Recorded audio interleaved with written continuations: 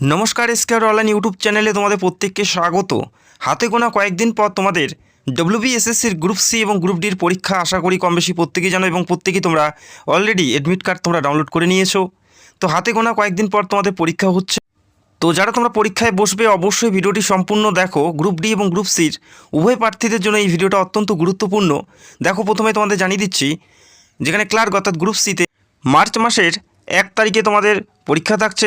12টার থেকে পরীক্ষা স্টার্ট হচ্ছে, 1 ঘন্টা 50 মিনিট পরীক্ষার জন্য সময় পাচ্ছ। গ্রুপ ডিতে মার্চের 8 তারিখ পরীক্ষা হচ্ছে, সেম টাইম রয়েছে পরীক্ষার জন্য এবং সময় পাচ্ছ গ্রুপ সিতে 1 ঘন্টা 20 মিনিট। তো আশা করি তোমরা বুঝতে পারলে এবং কম বেশি প্রত্যেকেই তোমরা এডমিট ডাউনলোড করে নিয়েছো এবং এডমিটে প্রত্যেকটা বিষয়বস্তু উল্লেখ করা আছে, কোথায় তোমাদের পরীক্ষার সেন্টার, রিপোর্টিং টাইম কী আছে এবং পরীক্ষার যে সকল নিয়মকানুনগুলো প্রত্যেকটাই কিন্তু সেই এডমিটে উল্লেখ করা আছে। ভিডিওটি সম্পূর্ণ দেখো। শেষ মুহূর্তে আমি গ্রুপ ডি এবং গ্রুপ সির নতুন সিলেবাস নিয়ে আলোচনা করব। কোন টপিকগুলো তোমাদের পড়তে হবে, কোন টপিক থেকে তোমাদের প্রশ্ন দেওয়া হবে, প্রত্যেকটা বিষয় জানতে পারবে। গাদা গাদা পড়ে লাভ নেই, যেহেতু এই বছর সিলেবাস অনেকটা ইজি করা হয়েছে গ্রুপ ডিতে এবং গ্রুপ সিতে, এবং কোন বিষয় থেকে প্রশ্ন দেওয়া হবে সেটাও কিন্তু তারা উল্লেখ করে দিয়েছে। তো ভিডিওটি দেখো, দেখে এই কয়েকদিন তোমরা সময় পাচ্ছ, এই কয়েকদিন অবশ্যই তোমাদের প্রিপারেশন করতে হবে গ্রুপ সিতে এবং গ্রুপ ডিতে, যেহেতু আরও বেশ কয়েকদিন তোমাদের হাতে সময় রয়েছে। তো অফিসিয়াল যে সিলেবাস সেটা তোমরা দেখে নাও এবং কোন টপিক কোন বিষয়বস্তুর উপর তোমাদের প্রিপারেশন ফোকাস করতে হবে সেটাও কিন্তু উল্লেখ করা আছে। সেই টপিকের বাইরে কোনো প্রশ্ন কিন্তু তোমাদের থাকবে না, বোঝা গেল? তো আশা করি তোমরা প্রত্যেকে এডমিট ডাউনলোড করে নিয়েছো। রিপোর্টিং টাইম দেখো, রিপোর্টিং টাইম হচ্ছে 10টা AM রিপোর্টিং টাইম, এবং গেট ক্লোজিং হচ্ছে 11টা 45-এ এবং 12টার থেকে পরীক্ষা স্টার্ট হচ্ছে। এবং পরীক্ষার বেশ কিছু নিয়ম এখানে উল্লেখ করা আছে, যেখানে ব্লু এবং ব্ল্যাক পেন ছাড়া অন্য কোনো পেন দিয়ে তোমরা পরীক্ষা দিতে পারবে না, যেহেতু এমআর শিটের মাধ্যমে অফলাইন বেসে তোমাদের পরীক্ষা হচ্ছে। পাশাপাশি অ্যাডমিট কার্ড তোমাদের নিয়ে যেতে হচ্ছে। পরীক্ষার অ্যাডমিট কার্ড পাশাপাশি তোমাদের একটি original document, identity proof document তোমাদের নিয়ে যেতে হচ্ছে। সেটা তোমরা pan card, driving licence, voter I card বা আধার কার্ড তোমরা নিয়ে যেতে পারো। পাশাপাশি পরীক্ষা হলে কোনো গ্যাজেট, ইলেকট্রনিক গ্যাজেট তোমরা নিয়ে যেতে পারছো না, বা সে ধরনের কোনো অ্যাক্টিভিটি থাকলে কিন্তু তোমাদের পরীক্ষা পুরোপুরি বাতিল হয়ে যাবে। এবং আবেদন করার সময় যে সিগনেচার আপলোড করেছো সেই সিগনেচারে পরীক্ষা হলে গিয়ে করতে হবে। সেখানে ম্যাচ না হলে কিন্তু তোমরা পরীক্ষা দিতে পারবে না। পাশাপাশি যে সকল প্রার্থীর অ্যাডমিট কার্ডের সিগনেচার মিসিং আছে তারা কিন্তু পরীক্ষা হলে বা পরীক্ষায় বসতে পারবে না, এই নোটিশে কিন্তু সেটাই উল্লেখ করা আছে। তো আশা করি তোমরা বুঝতে পারলে।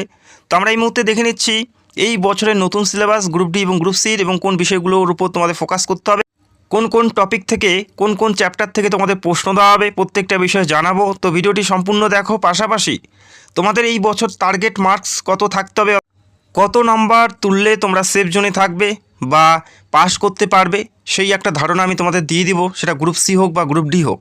তোমরা প্রায় প্রত্যেকে জানো যে এই বছর একটা বড় সংখ্যায় এখানে অ্যাপ্লিকেশন জমা পড়েছে। 16 লক্ষ প্লাস প্রার্থী এখানে অ্যাপ্লাই করেছে, সেক্ষেত্রে কম্পিটিশন অনেকটাই বেশি হবে, এটা তো স্বাভাবিক ব্যাপার। তো ভিডিওটি দেখো, প্রত্যেকটা বিষয়ে জানাবো। তো প্রথমে আমরা দেখে নিচ্ছি সিলেবাসগুলো। সিলেবাসটি অনেক ইজি, তোমরা দেখতে পারবে। যেখানে দেখো, আমরা যদি গ্রুপ ডিটা প্রথমে দেখি, গ্রুপ ডি স্টাফ যারা গ্রুপ ডিতে অ্যাপ্লাই করেছো যে পরীক্ষা দিতে হবে, যেখানে দেখো 40-এর মধ্যে তোমাদের পরীক্ষা দিতে হচ্ছে। এর আগের যে প্যাটার্ন ছিল সেখানে 45-এর মধ্যে পরীক্ষা ছিল। এর আগের নিয়োগে আমরা দেখেছিলাম 45-এর মধ্যে পরীক্ষা, তবে এই বছরের ক্ষেত্রে 40-এর মধ্যে পরীক্ষা দিতে হচ্ছে। 45 নাম্বার কিন্তু থাকছে না, 40-এর মধ্যে তোমাদের পরীক্ষা থাকবে গ্রুপ ডিতে।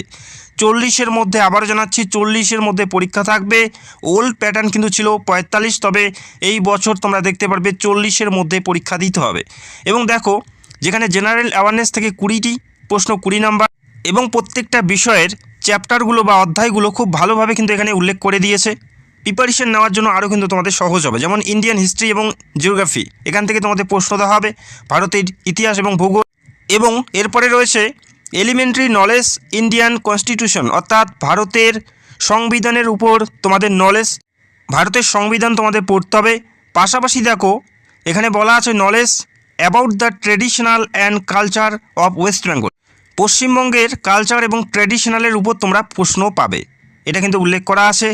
এরপরে দেখো কারেন্ট অ্যাফেয়ার্স যদি দেখি, এখানে বলা আছে sport recent achievement in the field of sport in India, ক্রীড়া জগতে ভারতের সাম্প্রতিক কী কী অ্যাচিভমেন্ট করেছে সেই সমস্ত প্রশ্নগুলো তোমাদের দেওয়া হবে। সেটা অলিম্পিক হতে পারে, ক্রিকেট হতে পারে বা ফুটবল হতে পারে, বিভিন্ন প্রশ্নগুলো কিন্তু তোমাদের এখান থেকে তুলে দেওয়া হবে। তো পুরোপুরি উল্লেখ করা আছে, এর বাইরে কিন্তু প্রশ্ন থাকবে না, বোঝা গেল? এখানে বলা আছে স্পোর্ট ইন ইন্ডিয়া, সেটা তোমাদের, সেটা অলিম্পিক হতে পারে, ফুটবল হতে পারে, ক্রিকেট হতে পারে, যেমন কিছুদিন আগে উমেন ওয়ার্ল্ড কাপ হয়ে গেল, সেখান থেকে প্রশ্ন দেওয়া হতে পারে। যেমন উমেন ওয়ার্ল্ড কাপে দুর্দান্ত পারফরমেন্স করেছে রিচা ঘোষের বাড়ি পশ্চিমবঙ্গের কোন জেলায়? এই প্রশ্নগুলো আসতে পারে, অবশ্যই কমেন্ট করে জানাবে কোন জেলায়। বর্তমানে WPL চলছে, সেখান থেকেও প্রশ্ন দেওয়া হতে পারে। কিছুদিন পর T20 ওয়ার্ল্ড কাপ রয়েছে মেন, সেখানকারও কিন্তু প্রশ্ন তোমাদের দেওয়া হতে পারে পরীক্ষায়। তো আশা করি তোমরা বুঝতে পারলে। এই টপিকগুলো তোমাদের ফলো করতে হবে, এর বাইরে কোনো প্রশ্ন হবে না, এর বাইরে গাদা পড়ে কিন্তু লাভ হবে না। এখানে পরিষ্কার চ্যাপ্টারগুলো উল্লেখ করা আছে, সেই চ্যাপ্টার ওয়াইজ তোমাদের পড়তে হবে। এরপরে কম্পিউটারের বেসিক প্রশ্নগুলো তোমাদের দেওয়া হবে। কম্পিউটারের বেসিক প্রশ্ন কিন্তু এখানে থাকছে, হার্ড লেভেলের প্রশ্ন থাকবে না, বেসিক লেভেলের প্রশ্ন দেখতে পারবে কম্পিউটারের। এরপরে রিজনিং থেকে যেগুলো প্রশ্ন দেওয়া হবে, দেখো সিরিজ অ্যান্ড সিকোয়েন্স থেকে প্রশ্ন দেওয়া হবে। Classification of word in group out of 4, যেখানে 4টা করে অপশান দেওয়া হবে, সেখান থেকে উত্তর বেছে নিতে হবে। এরপরে দেখো, এরপরে ট্রু অ্যান্ড ফলস থাকছে, এরপরে থাকছে ম্যাচিং, এরপরে ম্যাচিং থাকবে এবং ব্লাড রিলেশন। এই কয়টি টপিকের মধ্যে তোমাদের রিজনিং দেওয়া হবে, এর বাইরে কোনো রিজনিং দেওয়া হচ্ছে না, বোঝা গেল? তো ভালো করে সিলেবাসটি দেখে তারপরে প্রিপারেশন করবে। এরপরে দেখো পাটিগণিত থেকে এভারেজ থেকে তোমাদের ম্যাথ দেওয়া হবে, অঙ্ক দেওয়া হবে। পার্সেন্টেজ, LCM SCM অর্থাৎ লসাগু এবং গসাগু, যেটা খুব সহজ দেওয়া হবে, এখানে বলাই আছে ইজি প্রবলেম। এরপরে রেশিও অ্যান্ড প্রপারেশন, এরপরে সিম্পল ইন্টারেস্ট, এই বিষয়ের উপর তোমাদের প্রশ্ন থাকবে। আর পরীক্ষা যেহেতু ক্লাস 8 লেভেলের, সেক্ষেত্রে 8 স্ট্যান্ডার্ডের প্রশ্ন তোমাদের এখানে দেওয়া হবে, বোঝা গেল? এর বাইরে কোনো প্রশ্ন দেওয়া হচ্ছে না, এর বাইরে পড়ে কিন্তু কোনো লাভ হবে না। এই সিলেবাস ওয়াইজ তোমাদের প্রিপারেশনটা করতে হবে। তো আশা করি বুঝতে পারলে। পরীক্ষা বেশি একটা দেরি নেই, এবং কোনগুলো বই পড়বে প্রত্যেকটা লিঙ্ক তোমরা ভিডিও নিচে পাবে, বেস্ট বুকগুলো তোমরা অর্ডার করে নিতে পারো। এবং যদি আমরা গ্রুপ সিটা দেখি, গ্রুপ সি ক্লার্ক পদের ক্ষেত্রে রিটেন এক্সাম দেখো, যেখানে 60 নম্বরের পরীক্ষা থাকবে, 60 নম্বরের পরীক্ষা থাকছে গ্রুপ সিতে। 60-এর মধ্যে কত নাম্বার তুললে তোমরা একটা সেফ জোনে থাকবে, সেটাও আমি তোমাদের ভিডিওতে দেখাবো বা জানিয়ে দিব। দেখো এই 60-এর মধ্যে পরীক্ষা হচ্ছে গ্রুপ সিতে, যেখানে জেনারেল অ্যাওয়ারনেস থেকে 20টি প্রশ্ন 20 নাম্বার, এবং জেনারেল ইংলিশ থেকে 10 নাম্বার। কোন কোন বিষয় থেকে কোনগুলো টপিক পড়তে হবে অধ্যায়ভিত্তিকভাবে কিন্তু এখানে পরিষ্কার উল্লেখ করা আছে। একবার অবশ্যই বারংবার রিকোয়েস্ট করছি, এই যে সিলেবাসটা একবার দেখে নেবে। তারপরে পাটিগণিত থেকে যেগুলো পড়তে হবে, দেখো লসাগু গসাগু তো থাকবেই, পাশাপাশি time and work, average, percentage, profit and loss, এখানে বিভিন্ন টপিকগুলো উল্লেখ করা আছে। পাশাপাশি রিজনিংয়ে তোমরা দেখতে পারবে গ্রুপ সিতে গ্রুপ ডির সাথে সেম রয়েছে, তবে এখানে পাজেলটা কিন্তু অ্যাড করা হয়েছে, যে পাজেলটা কিন্তু গ্রুপ ডিতে নেই। যেখানে ব্লাড রিলেশন ছিল, এখানে কিন্তু ব্লাড রিলেশন নেই, তবে এখানে পাজেলটা কিন্তু দেওয়া হয়েছে, বোঝা গেল? তো আশা করি তোমরা বুঝতে পারলে। তো প্রিপারেশন তোমাদের হার্ড লেভেলের করতে হবে। 16 লক্ষ প্রার্থী অ্যাপ্লাই করেছে, বুঝতেই পারছো। যেখানে তোমরা ধরে রাখো 12 থেকে 13 লক্ষ প্রার্থী তো পরীক্ষা দেবেই। কম্পিটিশন কিন্তু অনেকটাই বেশি। আগের যে নিয়োগগুলো হয়েছে সেখানেও কিন্তু আমরা যদি দেখি, ডেটাগুলো চেক করি, সেখানেও কিন্তু কম্পিটিশন অনেকটাই হার্ড ছিল, এবং কাট অফও কিন্তু অনেক বেশি গেছিলো বিগত নিয়োগগুলোতেও। তো আশা করি বুঝতে পারলে, একটা গুরুত্বপূর্ণ নিয়োগ। তো পরীক্ষা যেহেতু বেশি দেরি নেই, তোমাদের যথেষ্ট ভালো প্রিপারেশন নিতে হবে। এবং তোমাদের আমি প্রথমে বলেছিলাম যে তোমাদের টার্গেট নাম্বার কত থাকতে হবে, বা কত নাম্বার থাকলে তোমরা সেফ জোনে থাকবে। তো তোমাদের জানিয়ে রাখি, তোমাদের টার্গেট অবশ্যই তোমাদের গ্রুপ সিতে 50+ স্কোর তোমাদের করার একটা টার্গেট রাখতে হবে। গ্রুপ সিতে 50+ স্কোর তোমাদের করতে হবে বা টার্গেট রাখতে হবে, এবং গ্রুপ ডিতে 35 অবশ্যই তোমাদের টার্গেট রাখতেই হবে। তার থেকে কম যদি টার্গেট থাকে, সেক্ষেত্রে কিন্তু তোমরা কোয়ালিফাই করতেই পারবে না, এতটুকু মাথায় রাখবে। 50+ টার্গেট তোমাদের গ্রুপ সিতে করতে হবে, এবং গ্রুপ ডিতে 35 তোমাদের এনিহাউ তোমাদের তুলতেই হবে নাম্বার।